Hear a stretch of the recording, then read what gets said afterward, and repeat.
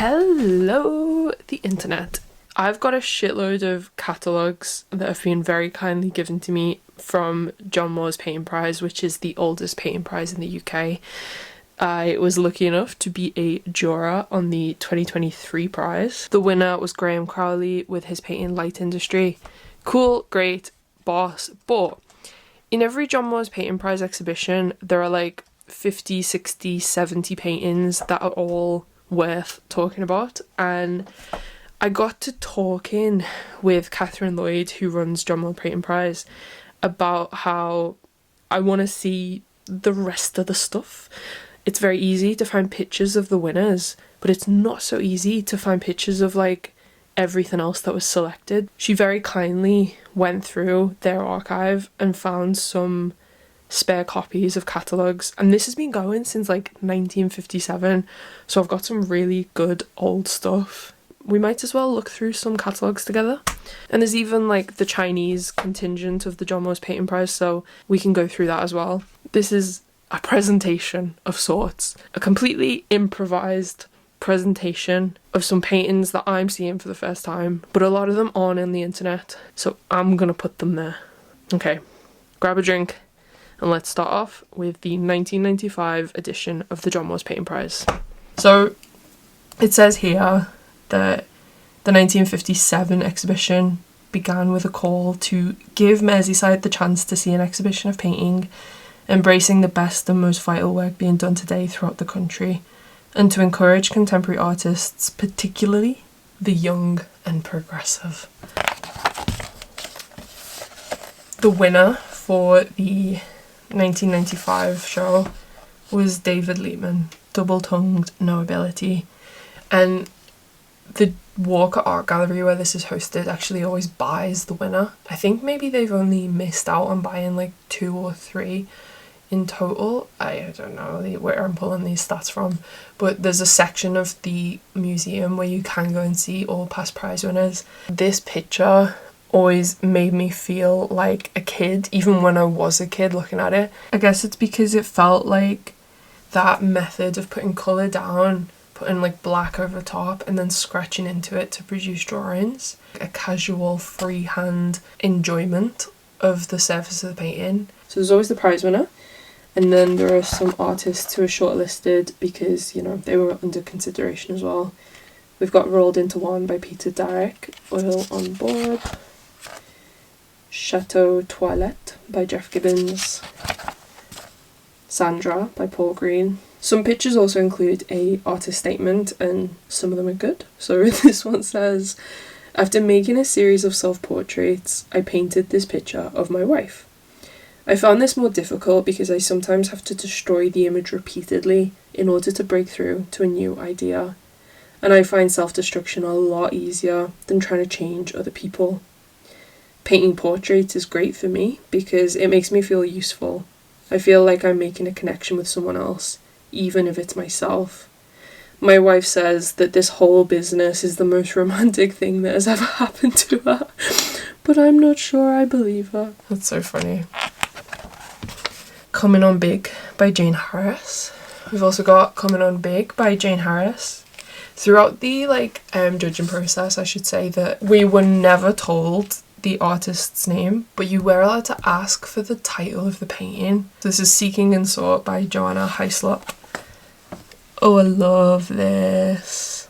Lucy Jones Anniversary. And do you know what? Maybe it's because this is a woman who is being kissed and like looking up, and my boyfriend is 6'8", so maybe this is us. That's why I like it. My Uncle David's Last Dive by Henry Kondracki. We've got Big World, Small World by Mary Mabut.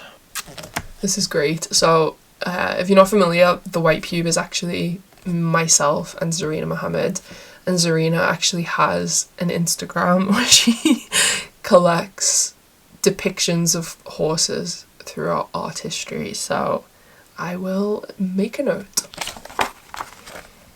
Two Boys by James Riley. Freaky Freaky. Oh wow, and it's based on the song by Rolf Harris, so that's awkward. House for a Homeless Person, Jane Walker. And as you can see, it's not a typical resolution. Caress of the Engineer by Peter Abrahams. And you know what? I almost skipped over this, but let me just read the last sentence of the artist's statement. Peter writes, "The surface of the painting may seem pristine and meditative, but there is some parody of perfection here, and the content of the work is an ambivalence towards order, technology, purity, and masculine control." Go ahead, Peter. But that's the difficulty of being a juror, that one sentence. But we had that happen to us where we were like, wait, is this person being serious or are they like, you know, taking the piss? Because if they're taking the piss, I love it, but there's no way of knowing. This is Opus something something by Mark Ainsworth. I don't know how to pronounce it. Opus Alchemicum Part 2. It represents hermetic vessels finally broken to reveal a secret world of colours and images. This kind of stuff is just not for me. I'm not convinced by this painting, but that's the point of having a jury with like multiple people in it, because no prize should be like the result of a dictatorship.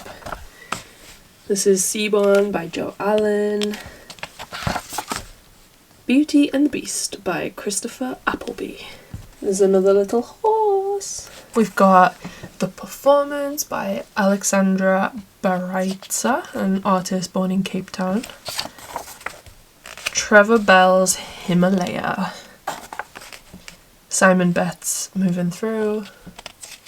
If anyone is... I'm skipping over these because these aren't, you know, stuff that I particularly like, but if anyone is super jazzed, please let me know. This one's weird. This one is called Road with Raindrop's Eye by James Brooke, and it's oil on canvas, fabric and perspex, and yeah, you can kind of see like a strange layer into the image. It looks quite, you know, it almost looks like it's been reproduced on like newspaper paper or something. This is Flyover St. Peter's by Paul Butler. Tuuratum by Edward Chell. Ooh, I like this. This is Half English by Dexter Dalwood. He's famous, right? It's kind of funny, like, I'm sure famous painters submit to the John Moores all the time and just don't get in. Dexter Dalwood, I'm sure I got taught about his work when I was doing my foundation.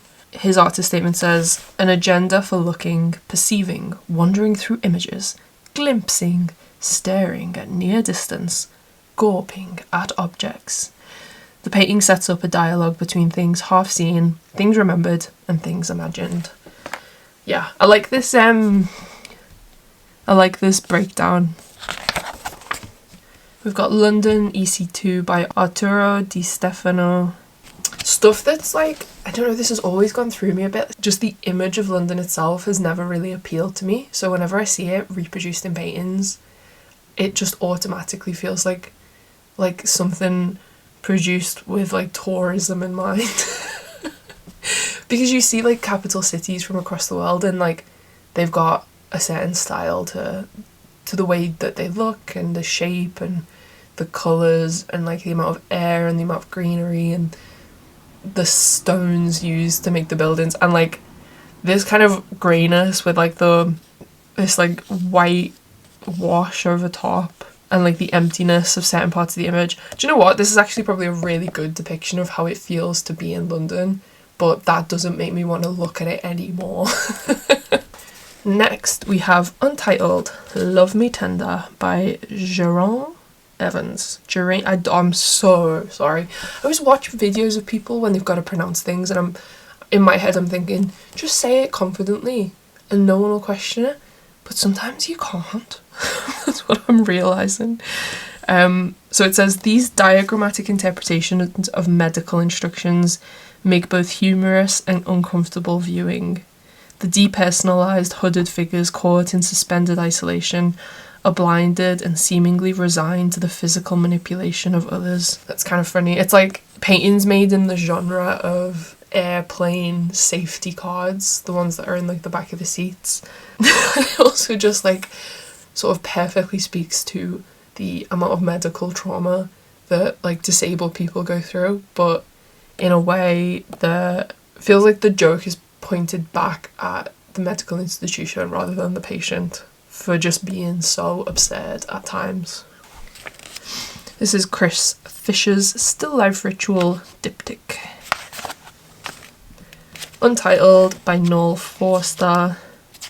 Don't you think like if your name was anonymous but like the title of the painting wasn't, that you would have to pick a name?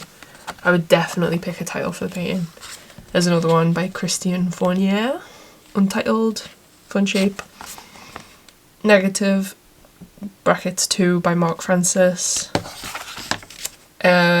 Okay, let's take a closer look at the image.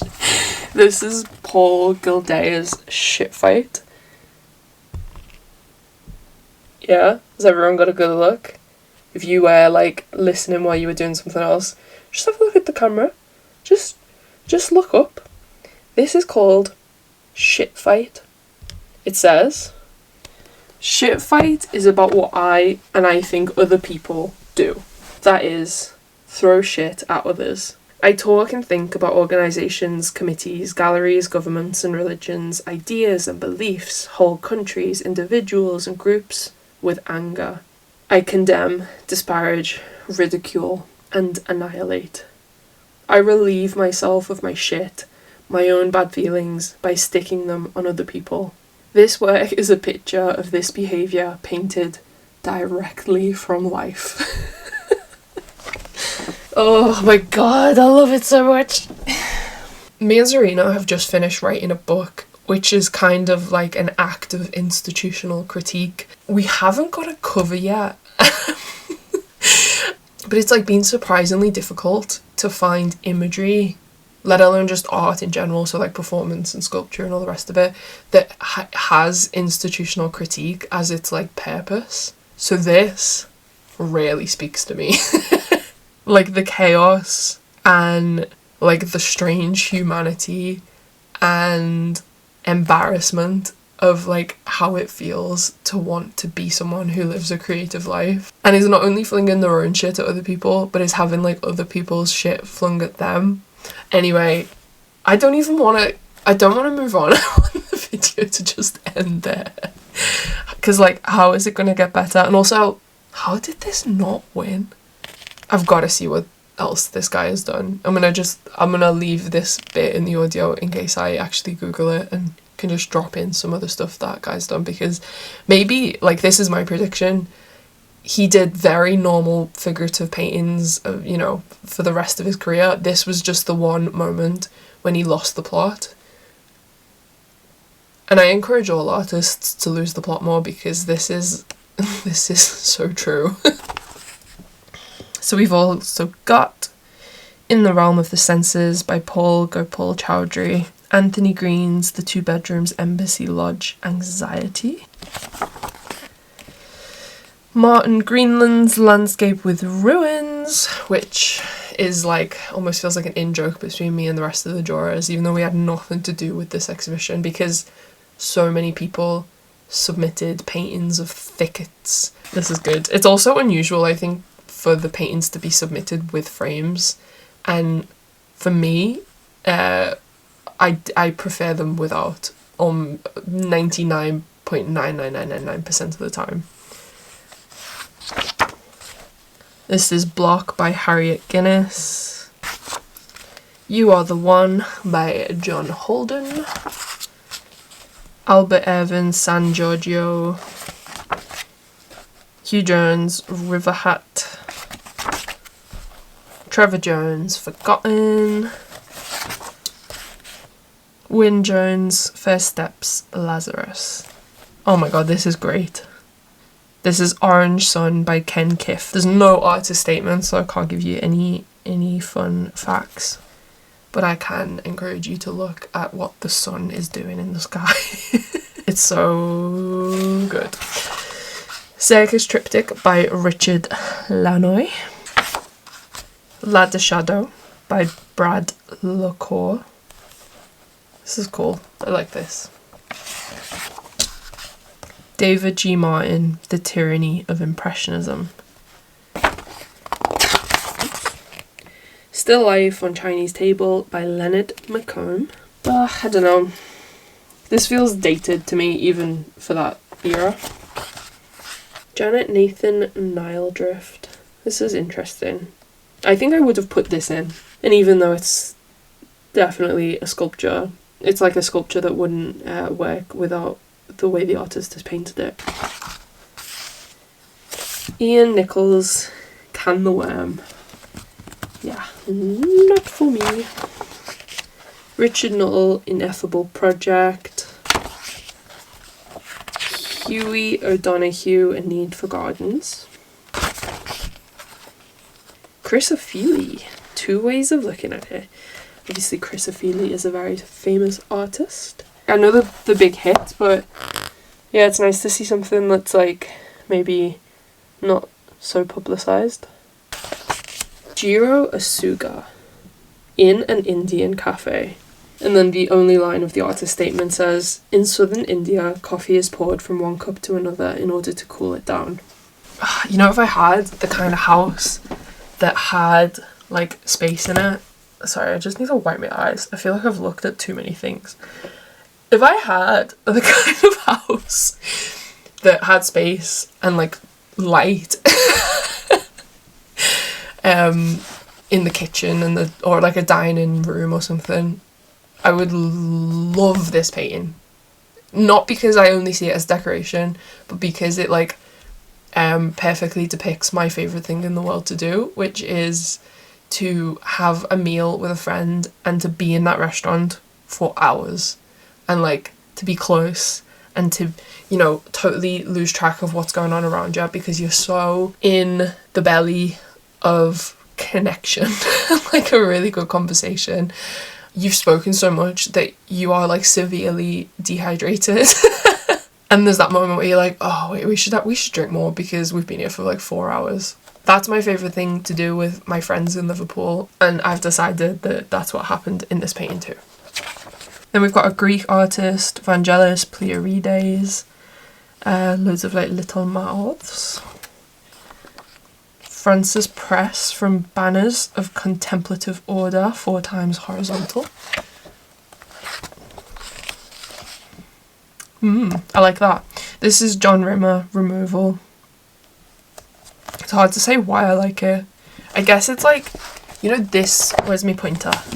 See this section where like the paint is kind of like pushed around? You know, there's one definite background. There are perfectly definite shapes. And there was maybe not so definite, but like decisions made to outline houses here. And then for the artist to know where to blur and how much to blur gives the rest of the shapes like a nice glow. And I like it when that happens, even though it feels like a weird intuitive thing to admit. Like something that's kind of hard to justify. This is Gavin Robson, Objects in an Interior. After Picasso, Richard Shepard. Andrew Stahl, Reclining Head. The artist statement is good. A large resting head suddenly sticks out its tongue to catch a passing plane. Weird. Mark Wallinger, Q8. This is Large Landscape by Rose Warnock, which is right. It is a large landscape. This is Martin Wedge's Encounter. This is Tom Yates' DIY. It's quite like a pretty painting. This is The Blue House by Partozia. It's a cool name. It's an artist born in Iran. Actually reminds me of the way that one of the artists from the Chinese John Moores Painting Prize worked. I'll show his work here. And guys, that's the end of it. Should we go back to Ship Fight just to end everything on? Yeah, let's do that. The best painting. This was fun. I feel like even just the practice of like sitting down and speaking out loud as I go through these paintings made me pay more attention than I would like maybe if I was just sat there flicking through the book on the couch. It felt like I was doing critic exercise.